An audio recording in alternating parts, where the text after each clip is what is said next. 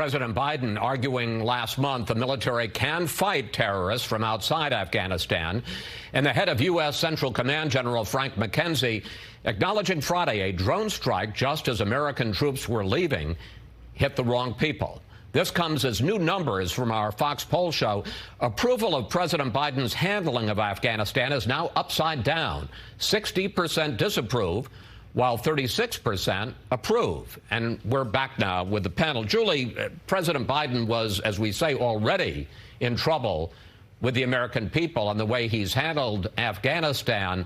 This tragic mistake with this drone strike is not going to increase public confidence in his handling.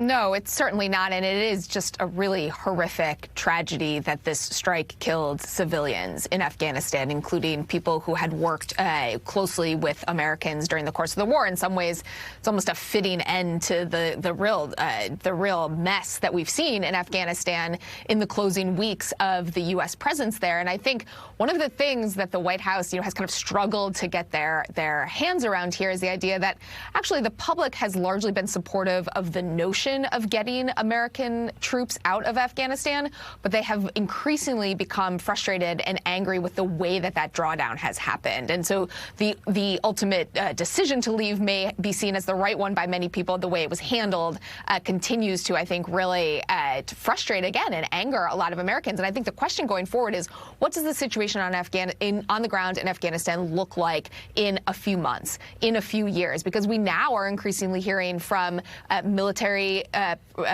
leaders that this could be a situation where al-Qaeda or other extremist groups are able to reconstitute and pose a threat not just within Afghanistan, but to the Western world. Mo,